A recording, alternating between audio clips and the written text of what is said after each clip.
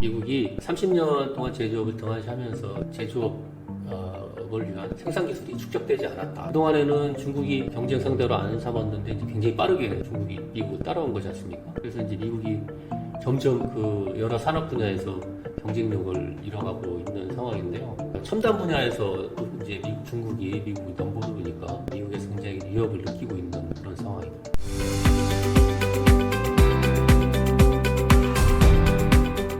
네, 안녕하세요. 반갑습니다. 오랫동안 미중 전쟁이 이어지면서 무역을 넘어서 첨단 기술과 투자로까지 확산이 되고 있는데요. 그래서 이제는 미중 관계가 투자 전쟁이라는 이야기까지 나오고 있습니다. 이런 상황에서 우리나라는 어떤 기회를 좀 포착하면 좋을지 이영선 저자님 모시고 자세한 이야기 나눠보겠습니다.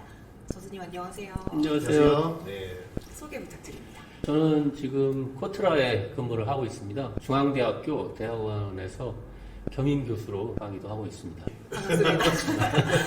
근데 되게 경력이 엄청 화려하시더라고요. 깜짝 놀랐죠. 그쵸. 포트라부터 시작해서 이렇게 좀 책 양력 보니까 꽤 많이 있었던데, 그런데 이제 방송 쪽은 처음이신가요? 경제방송? 가끔 해외에서도 인터뷰, 한국에서 해외로 제가 이제 해외 근무를 하니까요. 연결해가지고 생방송도 하고 이렇게 하긴 했었습니다. 그럼 해외 근무지 어디 많이 보셨어요? 저희는 3년에 한 번씩 국내 근무하고 해외 근무하고 이렇게 번갈아서 합니다. 그래서 저는 5번 근무했고요. 처음에 이제 폴란드, 그다음에 이제 호주, 그다음에 이스라엘, 그다음에 이제 브라질, 마지막은 이제 미국. 미국에서는 이제 시카고에 있었고요. 재작년에 이제 3년 근무 마치고 귀국했습니다. 그러면 미국 빼고 그 중에서 제일 살기 좋아 보였던 나라 있어요? 살기 좋은 나라는 이제 호주가 아무래도 이제 영어권이고 사람들도 친절하고, 제일 기억에 남는 곳은 아무래도 제일 먼저 근무했던 폴란드 바르샤바, 거기가 기억이 많이 남고요. 제일 좀 독특하다. 네. 그 나라는 이제 이스라엘. 이스라엘. 굉장히 독특합니다. 아니, 우리는 이스라엘이랑 미국이랑 별반 차이 없다고 생각할 수도 있잖아요. 근데 아니에요? 이스라엘 유대인들이 굉장히 종교적이고, 이제 쉽게 말하면 옛날 모세 시대, 그러니까 구약 시대의 율법을 그대로 이제 복식, 먹는 거, 문화, 절기 지키는 거, 이런 것들을 이제 그 당시에 구약 시대의 그런 것들을 그대로 지키고 있습니다. 굉장히 좀 독특한 민족입니다. 왜냐면 저희는 유튜브 하다 보면 코트라 그 뉴스를 많이 참조하거든요. 그러면 데이터들이 예를 들어서 미국이나 이런 나라는 모르지만 이제 다른 나라들 보면 자료를 구하기 쉽지가 않은데, 또 코트라에서 자료들을 또 많이 이렇게 자료를 만들어 줘가지고 그걸 보고서 유튜브를 찍기도 하고 경제를 이해하기도 하고 이렇게 많이 해서 되게 고마웠던 곳이었거든요. 아무튼 자, 그럼 이제 이야기 해보도록 하겠습니다. 왜냐하면 그만큼 외국을 많이 또 돌아다니셨고 거기서 이제 정보를 많이 또 수집을 하셨기 때문에 우리보다 더 많은 정보들이 이렇게 꿀팁이 있을 거거든요. 그러니까 저희가 많이 여쭤보도록 하겠습니다. 아는 범위 내에서 열심히 말씀드리겠습니다. 네, 감사합니다. 지금 미국이 이제 리쇼어링 정책을 추진하고 있잖아요. 근데 미국이 40년 동안에는 이제 제조업이 좀 쇠퇴했던 이유들은 무엇이 있을까요?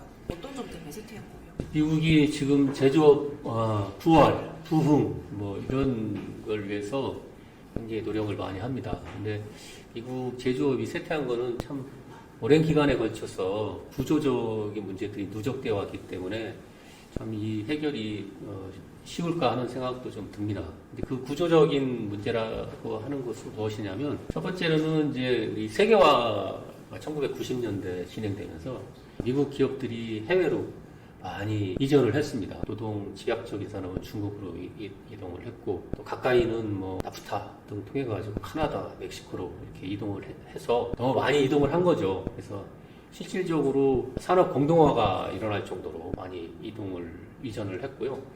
그거는 우리가 어떻게 확인할 수 있냐면, 미국에 가셔서 쇼핑몰을 보면 식품 이외에는 미국에서 생산한 게 거의 없습니다. 그 정도로 세계화 과정에서 미국 제조업의 이제 산업 공동화가 좀 있었다. 그게 한 가지 말씀드릴 수 있고요. 그다음에 미국이 지금 제조업이 없는 건 아닙니다. 제조 활동을 합니다. 세계 2위의 제조업 생산 국가죠. 중국에 비해서는 2분의 1 수준이긴 하지만 세계 2위입니다.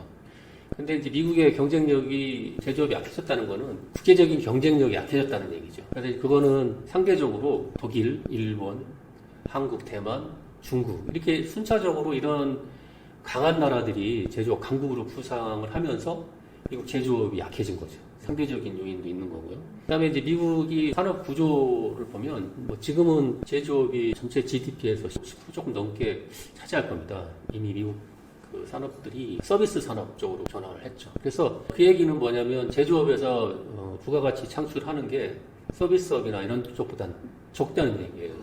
그 얘기는 제조업에서 일하는 사람들이 페이가 적을 수 있는 거고, 뭐 미국의 금융 산업이나 IT 산업 이런 쪽에서 급여를 많이 줍니다. 많이 주니까 우수한 인재들이 그쪽으로 많이 이전을 해서 제조업의 어떤 R&D 역량이라든지 제조업의 어떤 기술 개발 뭐 이런 쪽에서 경쟁력을 점차 이뤄왔다고 이렇게 볼 수 있습니다. 그런 것들이 지금 미국 제조업이 약화된 구조적인 문제점들이라고 할 수 있습니다. 두 가지를 포인트로 짚어주셨는데 그럼 앞으로 10년 뒤에는 이 리쇼링 정책이 뭔가 성공적으로 이루어질 수 있다고 보시는 건가요? 제 생각으로는 그렇게 쉽지는 않다 이렇게 말씀드리고 싶습니다. 미국이 30년 동안 제조업을 등한시하면서 제조업을 위한 생산 기술이 축적되지 않았다. 그리고 미국 산업들이 또 모든 산업들이 설계하고 R&D 이쪽으로 다 몰려 있습니다. 그렇게 하고 그런 것들을 해외에 생산을 맡깁니다. 그런 식으로 구성이 돼 있어서 생산 기술 그 축적이 안 돼 있는 것이 굉장히 좀 어려운 점이다. 미국 제조업 부활을 위해서는. 예를 들면 반도체 같은 경우 미국에 설계하고 생산은 다 대만, 한국, 현대 하지 않습니까? 그렇죠. 다른 산업도 대부분 그런 식으로 돼 있습니다. 그래서 그런 문제점들이 있고요. 그다음에 요즘에 그 산업이라는 게 다 장치 산업입니다. 첨단 산업이고 장치 산업이고 이런 산업들은 투자도 대규모로 꾸준히 해야 되고 그다음에 R&D도 계속 꾸준히 해야 되고 그래서 산업이 점진적으로 유기적으로 발전을 합니다. 근데 그런 것들을 다시 회복하려면 시간이 적지 않게 걸릴 것이고 또 아까 말씀드린 대로 원인이 또 인력의 문제를 제가 말씀을 드렸는데 미국 제조업이 부활을 하려면 서비스업 쪽으로 갔던 우수 인력이 미국 제조업으로 다시 와야 됩니다. 네. 근데 지금 제조업에서 그만큼 서비스 산업에서 주는 페이를 줄 수 있느냐 그렇게 하지는 못하기 때문에 우수 인력이 다시 제조업으로 복귀하는데도 어려움이 있을 것이고 그것 또한 미국 제조업이 다시 부흥하는데 어려운 장애 요인이 되지 않을까 합니다. 그럼 지금도 트럼프 대통령은 관세를 통해서 여러 가지 정책을 세우고 있잖아요.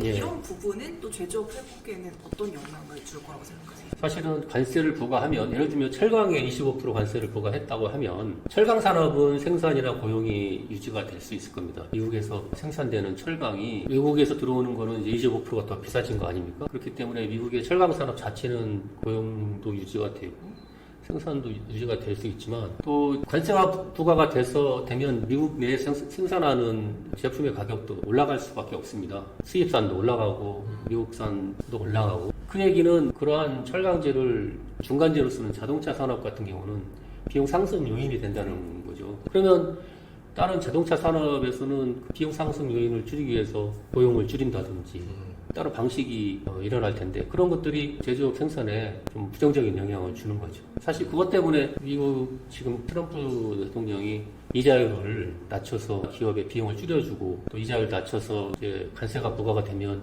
경기 침체가 우려되니까 이자율을 낮춰가지고 경기를 좀 부양을 하려고 요구하는 거 아니겠습니까? 그래서 관세의 부과는 이 제조업의 부흥에 좋은 영향을 줄 것 같지는 않습니다. 이제 중국이나 베트남, 인도 이쪽 나라와 비교했을 때 미국이 그나마 이 친구들에 비해서 경쟁력을 가질 수 있는 조건이 있다면 뭐가 있을까요? 말씀하신 중국이나 베트남, 인도 이들 나라들 자체에도 좀 차이가 있습니다. 이 중에서 제일 경제가 제조업이 강한 나라가 중국이고 베트남이나 인도는 많이 떨어지죠. 중국에 비해서요. 네.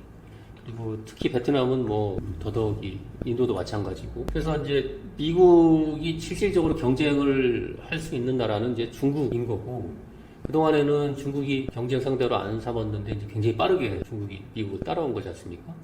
그래서 이제 미국이 점점 그 여러 산업 분야에서 경쟁력을 잃어가고 있는 상황인데요. 첨단 분야에서도 이제 중국이 미국이 넘버원이니까 미국에서 굉장히 위협을 느끼고 있는 그런 상황입니다. 그럼 이게 중국 같은 경우에는 되게 이제 저비용으로 많이 생산할 수 있잖아요.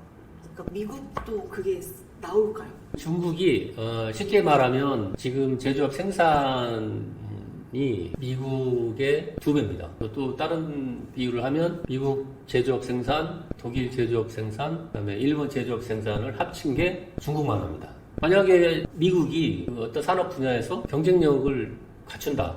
그러면은 국제적으로 경쟁력을 갖춘다는 얘기는 글로벌 시장에서 규모의 경제를 거둘 수 있다는 얘기죠. 그거는 자기들이 경쟁력을 갖추면 그렇게 할 수 있는 것입니다. 예를 들면 보잉이 항공기를 만들지 않습니까? 지금 이 항공기가 전 세계에 다 팔리잖아요. 그거는 미국 제조업에서 아직까지 경쟁력을 갖고 있는 게 이제 항공기 제작 산업인데 국제 경쟁력을 갖고 있기 때문에 전 세계에 많이 팔면서 규모의 경쟁을 누릴 수 있는 거죠. 그래서 미국이 어떤 제조업에서 국제적인 경쟁력을 갖춘다면 국제적인 구매 경제 효과를 얻을 수 있을 겁니다. 그것도 그럼 제품에 따라서 약간 상이할 수가 있겠네요. 그렇죠. 근데 전반적으로 경쟁력을 많이 잃었기 때문에 과거에 미국이 자유무역을 주창할 때는 자기들 제조업 제품이 경쟁력이 있으니까 전 세계적으로 규모의 경제를 누릴 수 있었는데 미국 제조업이 약해지면서 전 세계에 시장이 열려도 팔리지가 않고 대신 중국이 이제 물건을 많이 팔고 하기 때문에 지금 오히려 자유무역을 역행하고 있지 않습니까? 얼마든지 미국 제조업이 경쟁력을 갖춘 분야라면 네. 구매 경제 효과를 얻을 수 있는 거죠. 대표적으로 뭐 TV라던가 가전이라던가 스마트폰이라던가 이런 거는 지금 미국이 만들지 않고 있잖아요. 그러면 지금 미국에서 나오고 있는 건 자동차 정도 이걸 건데, 그러니까 뭐 예시로 들어보자면 그러면 미국 자동차가 이 가격이 좀 더 떨궈져야 매력이 나올 텐데, 약간 규모의 경제로 뭐 중국이나 한국산 자동차 그 가격 경쟁을 붙을 만큼까지 내려갈 수도 있을까요? 전반적으로 미국이 이제 그 산업들이 보면 자동차도 이제 소형차는 거의 경쟁력을 잃었고요. 자동차도 이제 큰 거, 픽업 트럭, 네. 상용차, 뭐 대형 중장비 이런 쪽 하이엔드 쪽으로 가 있습니다. 그래서 사실은 그쪽은 미국이 아직까지 경쟁력이 있는 부분이에요. 그래서 그런 부분들은 전 세계적으로 또 팔릴 수 있는 부분이고요. 그런 상황입니다. 만약에 이게 지금 네. 같은 경우에는 미국의 GDP에서 가장 많이 차지하고 있는 부분이 서비스업이잖아요. 그럼 미국이 이제 제조업 부흥이 됐다. 이러면 GDP의 근본적인 비중도 달라지게 될까요? 제조업이 GDP에서 차지하는 게 2021년 기준으로 한 11% 정도 되고요. 나머지 GDP의 큰 비중을 차지하는 부분은 금융, 보험, 그다음에 이제 전문 뭐 로펌이라든지 회계, 뭐 컨설팅이라든지 이런 비즈니스 서비스 이런 쪽이 많고요. 뭐 헬스케어라든지 소매 뭐 이런 쪽을 다 합쳐가지고 서비스업 쪽이 90% 정도 차지하는 거죠. 그런 상황인데 사실 그 뭐 어느 나라나 선진국은 다 제조업보다는 서비스 경제로 많이 전환이 돼 있는 상태입니다.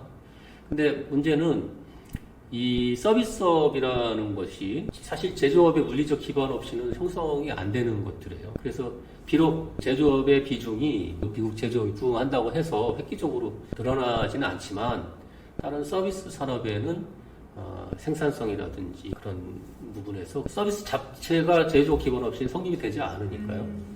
그래서 큰 영향을 준다고 볼 수 있습니다. 아니면 임금 자체가 서비스업이 더 높은가요? 제조업보다? 그러면 그러면 만약 제조업을 늘린다 하더라도 서비스업의 임금을 포기하고 더 낮은 제조업으로 사람이 넘어가야 되는데 네.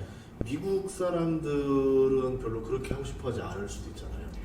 미국의 노동시장이라는 게 직장에서 우리처럼 평생 근무하는 그런 사람보다는 자기가 이제 뭐 3년, 4년 경력이 쌓이면 그것보다 더 많이 주는 직장이나 더 많이 주는 직업군으로 이동을 해가면서 자기 경력을 계속 축적을 해갑니다. 그런 구조로 돼 있습니다. 그럼 서비스업이 더 주면 다운그레이드를 해서 들어가야 될 텐데 아니면 제조업 임금이 더 올라가야 되는 상황이 벌어지니까 이제 그런 부분은 사실은 기업들이 예. 제조업에서 물건을 잘 만들어가지고 많이 팔고 하면 이윤이 더 많이 남고 그러면 근로자들한테 더 많은 그 보수를 줄 텐데 지금은 좀 현실적으로 그렇게 어렵지 않습니까? 그런 부분들은 정부가 제조업을 육성을 하기 위한 정책적인 고려를 해야 되지 않을까 싶습니다. 만약에 그렇게 제조업의 우수 인력을 유인을 하기 위해서라면 그렇죠. 기업 자체로서는 지금 미국 자동차 전 세계에서 많이 타지는 않지 않습니까? 예. 오히려 일본 차나 독일 차, 한국 차를 많이 타지. 만약에 그렇게 제조업의 보수를 못 빌려면 기업 차원에서는 좀 쉽지 않을 것 같고요. 정부의 어떤 인센티브 정책이라든지 이런 게 필요하지 않을까 생각합니다. 그렇겠죠. 만약 그렇게 되지 않으면 그게 다 이제 인플레로 반영이 되면서 물가로 전이를 시켜버릴 수 있으니까 국가에서 어떤 그런 정책도 나와야 될 거다. 이렇게 볼 수 있겠네요. 만약에 이제 제조업 부흥이 안 돼요. 네. 그러면은 미국의 위상도 혹시 세계적으로 달라질 가능성도 있을까요? 그렇습니다. 미국이 지금 세계의 패권국이 된 거는 제조업이 강력했기 때문에 이렇게 된 건데요. 네 가지 측면에서 미국의 위상에 부정적인 영향을 줄 겁니다. 만약 미국 제조업이 부흥하지 않는다면요. 네. 첫 번째는 이미 미국이 가장 우려하는 것이 군사력이 약화되는 거죠. 전쟁은 제조업 제품을 가지고 전쟁을 하지 않습니까? 그래서 제조업이 약하면 전쟁 수행력 능력도 이제 크게 떨어질 거고요. 그다음에 미국이 지금 기축통화 기반으로 해서 금융 네트워크를 운영을 하고 있는데요. 사실 이게 미국이 재정 적자, 상품 수지 적자 이거 계속되면서 과연 이게 이러한 시스템이 언제까지 유지될 수 있을까? 이런 의구심이 많이 있지 않습니까?